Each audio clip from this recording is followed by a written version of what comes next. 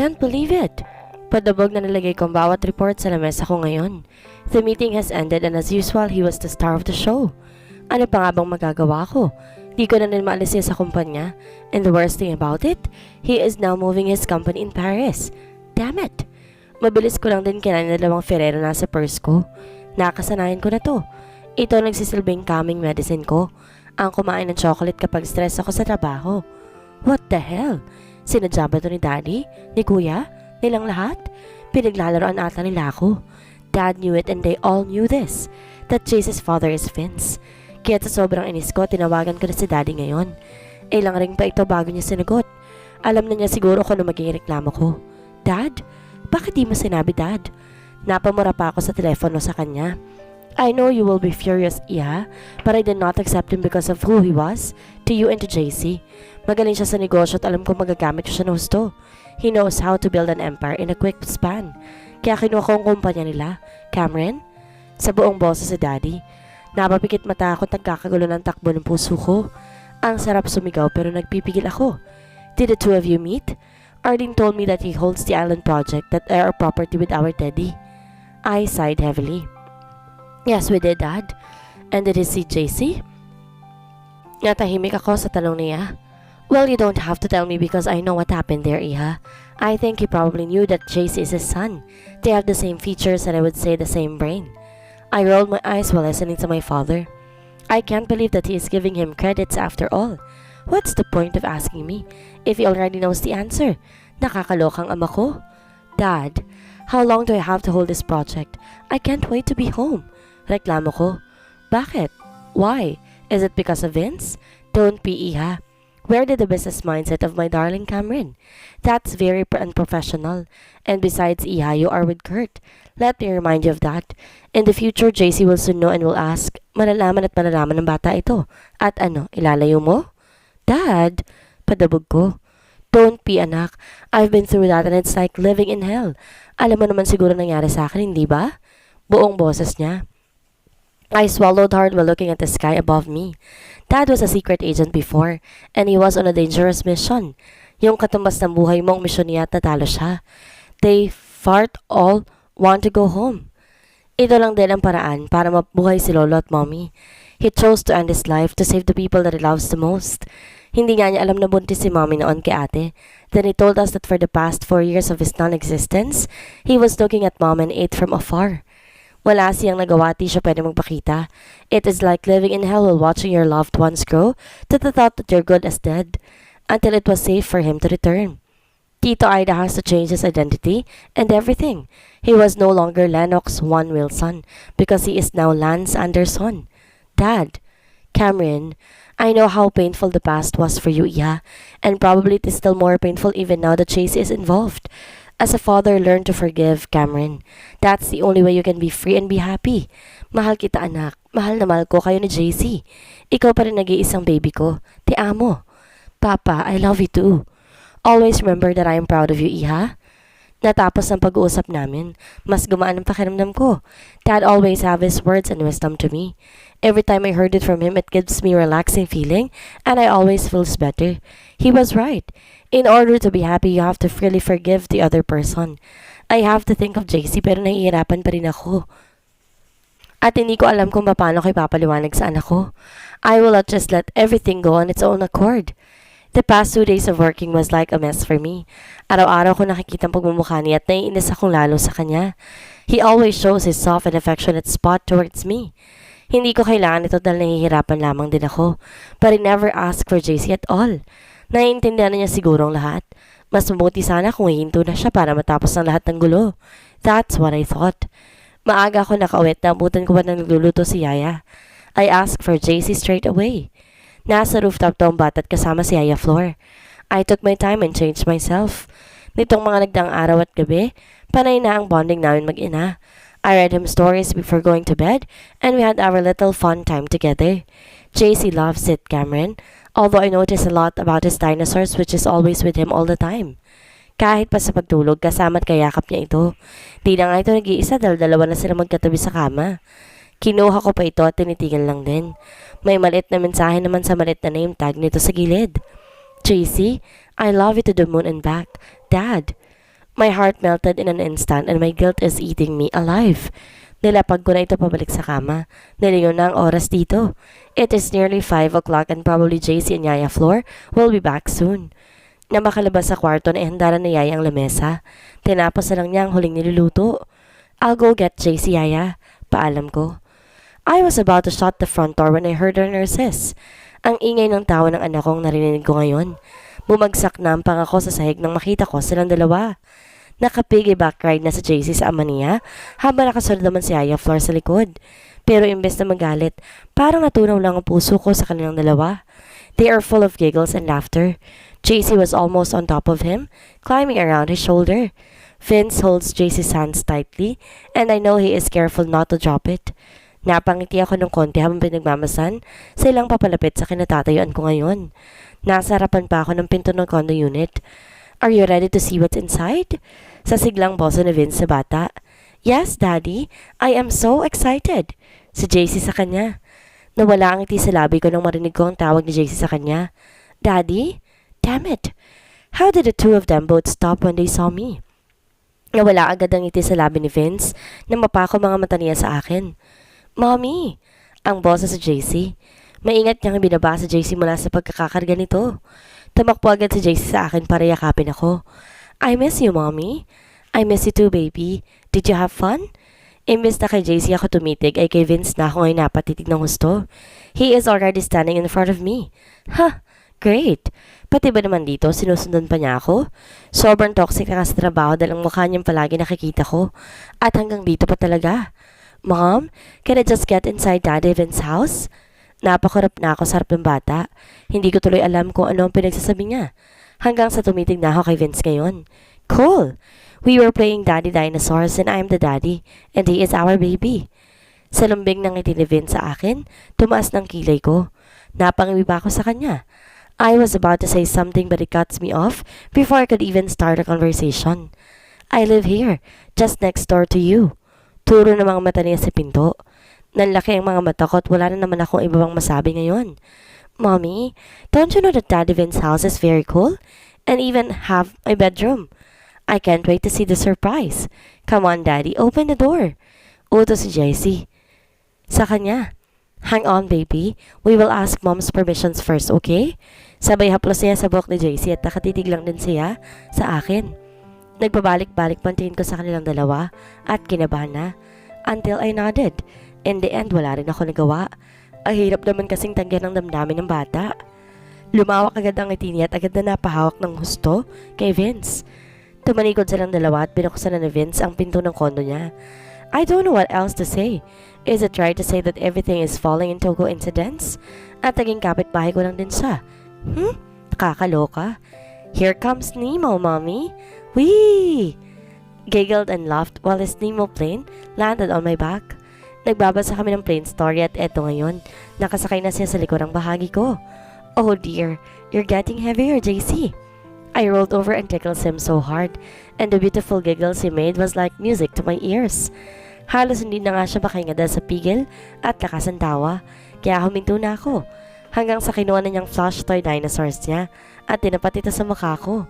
Ang lakas pa ng tawa niya at panaiba sa akin. Did I win this time? I laugh. The little boy face flushed red and nodded while laughing so hard. Napahiga na ulit ako at agad lang din na yumakap siya sa giliran ko. I love you, Mom.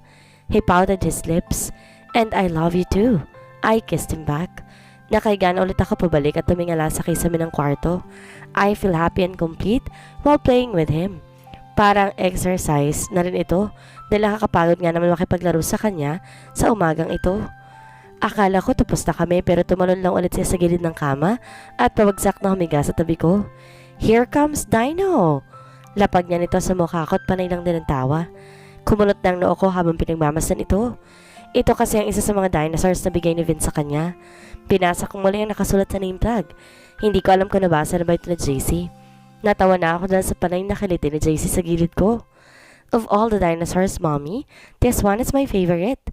Sabay taasan ito. And why is that, baby? Halik ko sa pisngi niya. Because this one is from Dad in heaven. Napakurap ako at natahimik na. May kung anong kirot ang gumuhit sa puso ko ngayon. Daddy Vince told me that this one is special because it is really from Dad in heaven. Like for real. Sa lawak ng ngiti ni JC sa akin. I nodded and smiled. At bakit Daddy pa rin ang tawag mo sa kanya? Ang dami na nila. Sa tipid ng ngiti ko. Iniisip ko kasi mas madali na wag niyang tawagin si Vince sa pangalan ng ganito. Aalis din naman kami pagkatapos ng project na pinahawakan sa akin ni Daddy. What's the point of addressing him as his dad? I have no plan in telling him that Vince is actually the real one. Tama na sa akin na si Kurt ang tawagin at kilalanin niyang ama. You have Daddy Kurt and Daddy in heaven. Ang gulo na, diba? Ang dami na nila. Sabay haplos ko sa buhok niya. Napakarap na siya at nag-isip habang nakatitig sa akin. Panay lang din ang titig niya sa dinosaur na nasa kamay niya ngayon. Hindi ba pwedeng Daddy ang tawag ko kay Tito Vince, Mommy? Sa lambing na boses niya. Napailing na ako at bagyang umiti na. Mas niyakap ko na lang anak ko ng husto. I know I am depriving his right to know who he real father is. Ayoko maguluhan pa ang utak niya. Kaya hanggat maaari, maging simple na lang din ang lahat sa kanya. You can call him Dad when playing dinosaurs, but after that you can call him by his name or Tito, and I'm okay with that. Sa buntong hininga ko. Nawala ang ngiti sa labi niya.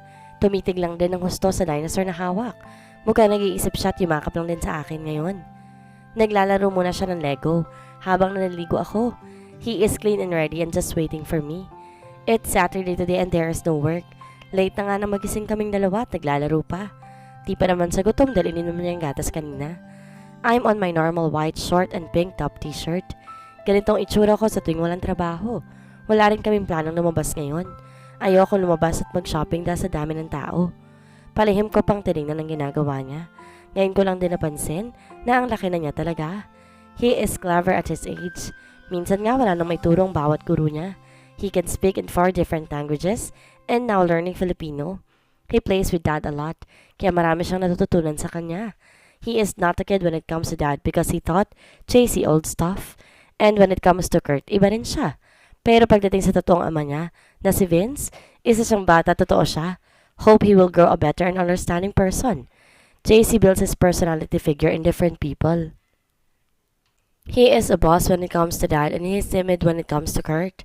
But when it comes to Vince, he is at his own self.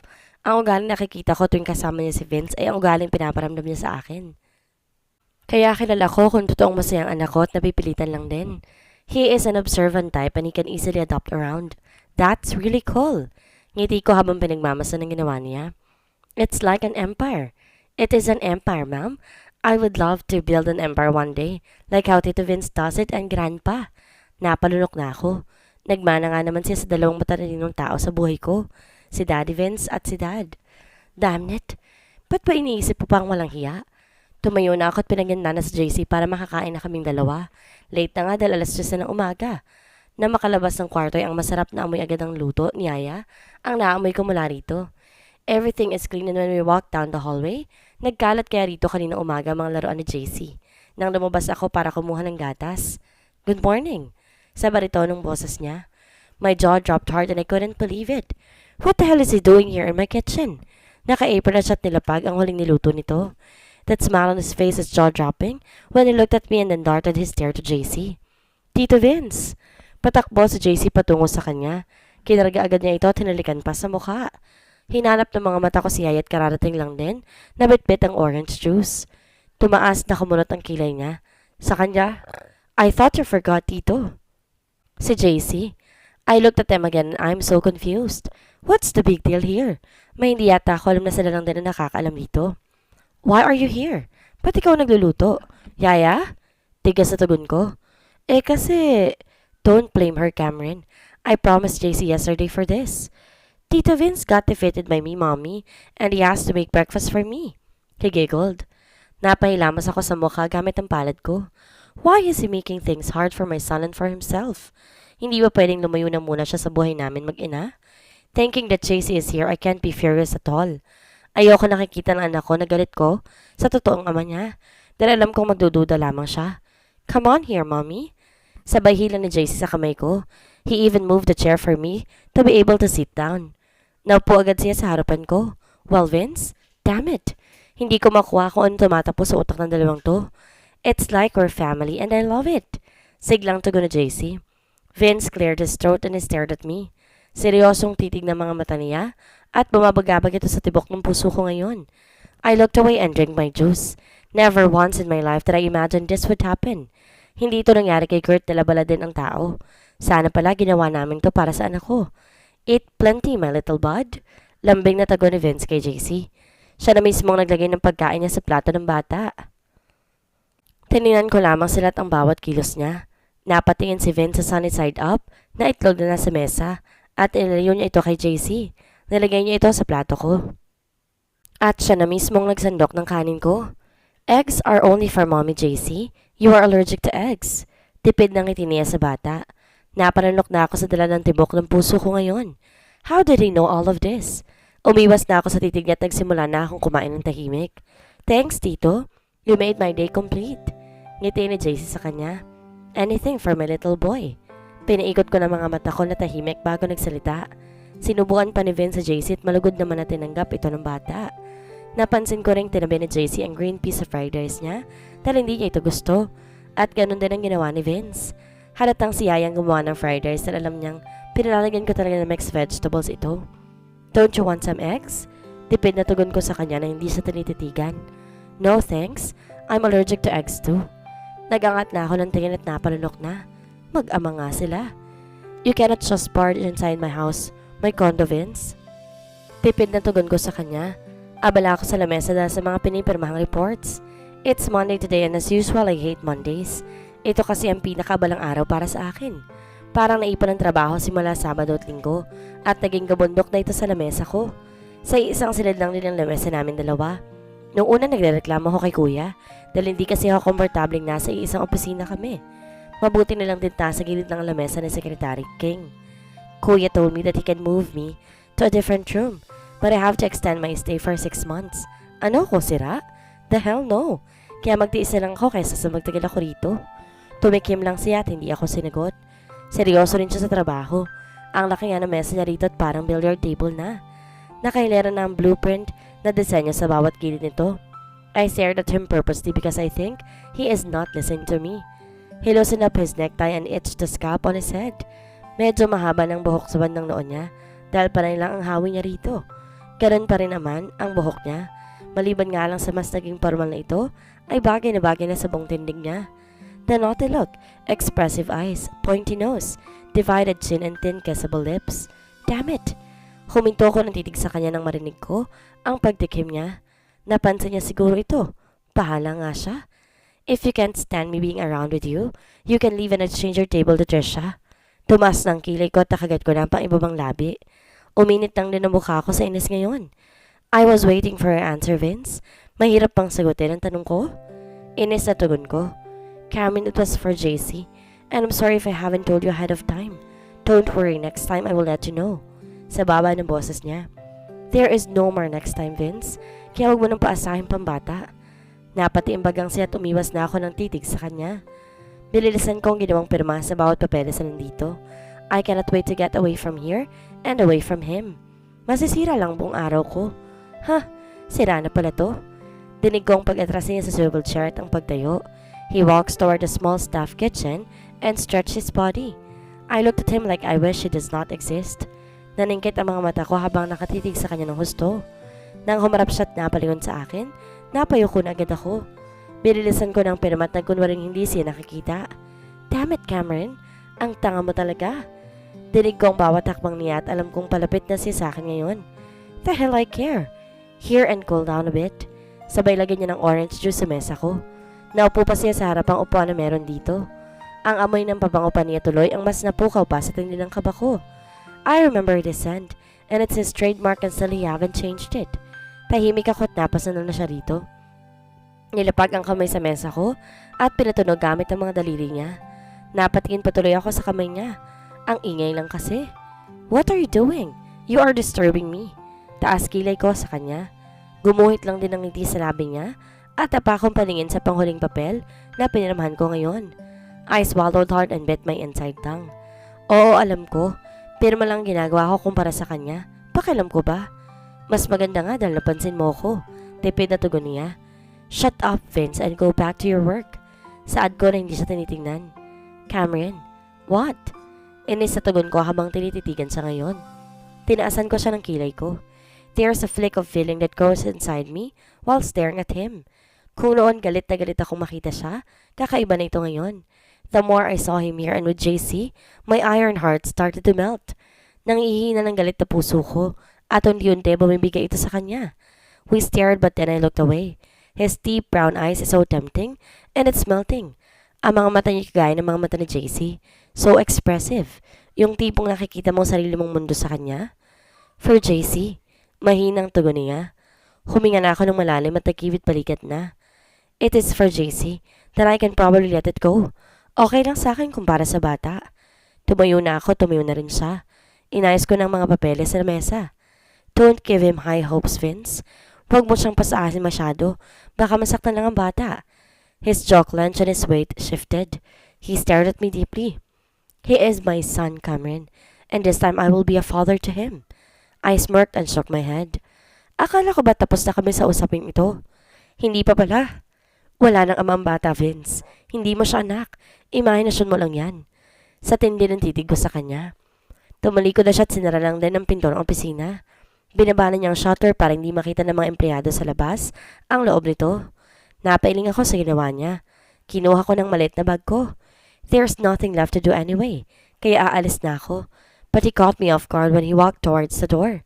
What are you doing? Let's talk, Cameron. Let's talk nicely, please.